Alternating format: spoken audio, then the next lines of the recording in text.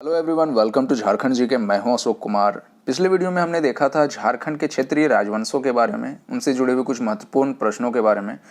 आज उसी को कंटिन्यू करते हुए आज उनसे आगे और कुछ महत्वपूर्ण प्रश्नों को जानेंगे। तो चलिए शुरू करते हैं।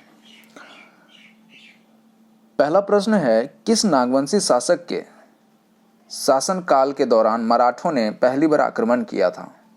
तो ऑप्शन है हमारे पास श्याम सुंदर नाथ शाह, दुर्जन शाह, मधुकर शाह, शिवनाथ शाह। तो सही उत्तर हो जाएगा इसका ए नंबर, श्याम सुंदर नाथ शाह। ठीक है। अगला प्रश्न है, 1717 ईस्वी में बिहार के सूबेदार सर बुलंद खां ने किस नागवंशी राजा पर आक्रमण किया था? ऑप्शन है प्रताप शाह, दुर्जन शाह, यदुनाथ शाह, उदय शाह। तो इसका सही उत्तर हो जाएगा यदुनाथ शाह।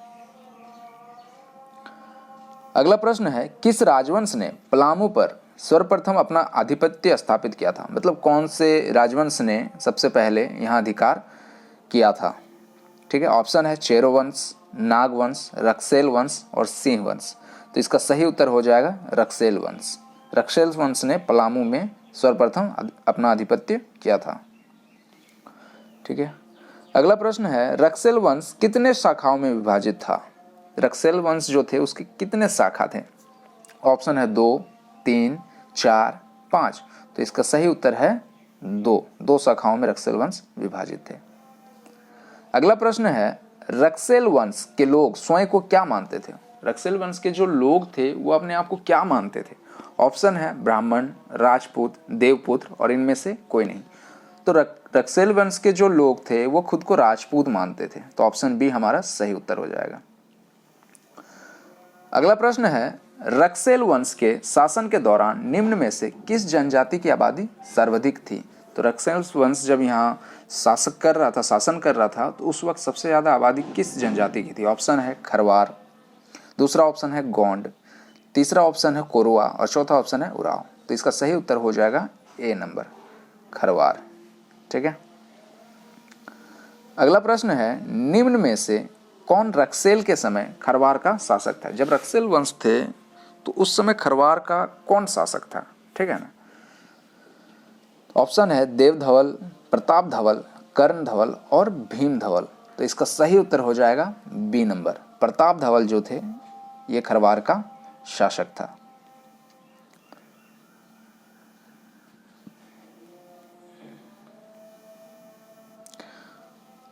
अगला प्रश्न है, निम्न में से किस वंश के शासकों ने रक्सेलों को पराजित कर पलामू में अपना साम्राज्य स्थापित किया?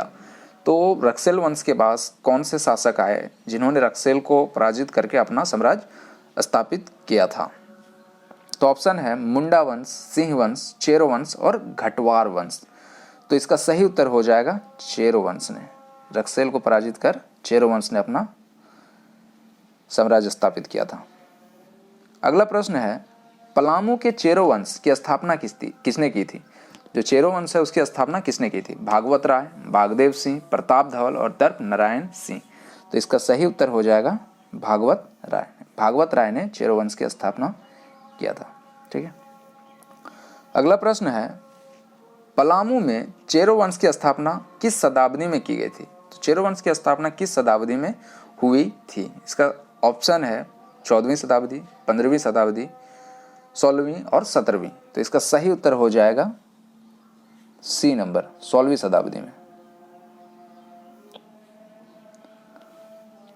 अगला प्रश्न है, बिहार के सूबेदार फर्रुखदौला द्वारा किस वर्ष छोटा नागपुर पर आक्रमण किया था?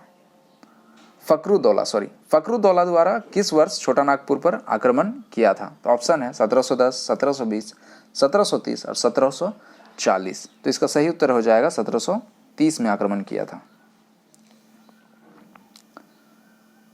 अगला प्रश्न है, फर्रुखदौला के आक्रमण के समय निम्न में से कौन नागवंशी शासक था? यहाँ पे जो शासन कौन कर रहा था उस वक्त, कौन सा नागवंशी शासक शासन कर रहा था जब फर्रुखदौला ने आक्रमण किया था? तो ऑप्शन है शिवनाथ शाह, उदयनाथ शाह और यदुनाथ शाह और मधुकर शाह। तो ऑप्शंस हमारा ए नंबर सही हो जाएगा। शिवनाथ शाह यहाँ पे उस समय शासन कर रहा था। अगला प्रश्न है 1730 ईस्वी में फकरुद्दौला से चेरो राजा जयकृष्ण राय ने कितना सालाना कर वसूल किया था। ठीक है, कितना सालाना कर वसूल किया था फकरुद्दौला ने। ठीक है, सॉरी, फकरुद्दौला से। तो ऑप्शन है 3000, 4000, 5000, 6000। तो इसका सही उत्तर हो जाएगा 5000 रुपीज। अगला प्रश्न है निम्न में से किस राजा ने मुगलों की अधीनता को अस्वीकार कर दिया था। वो कौन से राजा थे जिन्होंने मुगलों के अंदर अधीनता को स्वीकार नहीं किया था। तो ऑप्शन है प्रताप राय, दुर्जनशाल, प्रयागकर्ण, शाइस्ता खां। तो इसका बी नंबर ऑप्शन सही हो जाएगा। दुर्जनशाल ने यहाँ की जो अधीनता नकार दिया था, स्वीकार कर दिया था, जिसके कारण उन्हें जेल में डाल दिया गया था। अगला प्रश्न है निम्न में से किस महल में दुर्जनशाल द्वारा झरोखा दर्शन का निर्माण कराया गया था। ऑप्शन है रोहतासगढ़, नवरत्नगढ़, लोहागढ़ और केसलगढ़। तो इसका सही उत्तर हो जाएगा नवरत्नगढ़। अगला प्रश्न है राजा दुर्जनशाल ने किस स्थान को अपनी राजधानी बनाया जो लगभग 100 वर्षों तक नागवंशियों की राजधानी रही। ठीक है, दुर्जनशाल ने किस स्थान को अपना राजधानी बनाया था जो लगभग 100 वर्ष तक वहाँ राजधानी रहा था। ठीक है, ऑप्शन है पलामू, दोईसा, धनबाद, सुतियाम्बे। तो इसका सही उत्तर हो जाएगा बी नंबर, दोईसा। अगला प्रश्न है निम्न में से किसके काल में पलामू किला का निर्माण कराया गया था। तो वो कौन से शासक थे जिसके काल में पलामू किला का निर्माण कराया गया था। प्रताप राय, तेज राय, साहब राय, चुन राय। तो इसका सही उत्तर हो जाएगा प्रताप राय, ए नंबर। अगला प्रश्न है जहांगीर के शासनकाल में अफजल खान ने पलामू के चेरो राजाओं के विरुद्ध आक्रमण किया था। इस समय पलामू का चेरवंशी शासक कौन था। ऑप्शन है प्रताप राय, तेज राय, अनंत राय, राम राय। तो इसका सही उत्तर हो जाएगा अनंत राय। अगला प्रश्न है शाहजहां के शासनकाल में शाइस्ता खां द्वारा पलामू के चेरो राज्य पर आक्रमण किया गया। इस समय पलामू का राजा कौन था। ऑप्शन है प्रताप राय, तेज राय, साहब राय और चुन राय। तो इसका सही उत्तर हो जाएगा ए नंबर, प्रताप राय। अगला प्रश्न है औरंगजेब के शासनकाल में कोपरा का नागवंशी शासक कौन था। ऑप्शन है रघुनाथ शाह, राम शाह, भीम शाह और मान सिंह। तो इसका सही उत्तर हो जाएगा ए नंबर। ये कोपरा नहीं, ये कोकरा है, कौ। ठीक है, कोपरा नहीं, कोकरा होगा। अगला प्रश्न है हरिनाथ किस शासक का धर्मगुरु था, है ना। कौन से वो शासक थे जिनके धर्मगुरु हरिनाथ थे। ठीक है, ऑप्शन है भीम शाह, दुर्जन शाह, रघुनाथ शाह और राम शाह। तो इसका सही उत्तर हो जाएगा सी नंबर, रघुनाथ शाह के धर्मगुरु थे। ठीक है, हरिनाथ, रघुनाथ शाह के धर्मगुरु थे हरिनाथ। अगला प्रश्न है सन 1660 ईस्वी में किस नदी के किनारे चेरो राजा साहब राय एवं औरंगजेब के सेनापति दाऊद खां के बीच युद्ध हुआ जिसमें साहब राय की हार हुई। तो ऑप्शन है हमारे पास कोयल नदी, शंख नदी, सोन नदी और औरंगा नदी। तो इसका सही उत्तर हो जाएगा डी नंबर, औरंगा नदी। ठीक है, औरंगा नदी के तट पर औरंगजेब और साहब राय के बीच युद्ध हुआ था जिसमें साहब राय की हार हुई थी। अगला प्रश्न निम्न में से कौन औरंगजेब के समकालीन थे। ऑप्शन है राम शाह, रघुनाथ शाह, दोनों या फिर इनमें से कोई नहीं। तो इसका सही उत्तर हो जाएगा दोनों समकालीन थे औरंगजेब के, राम शाह और रघुनाथ शाह।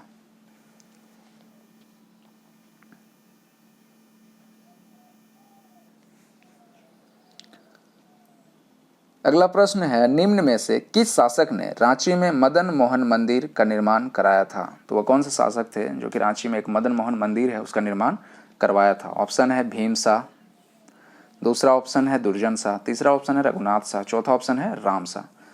तो इसका सही उत्तर हो जाएगा सी नंबर।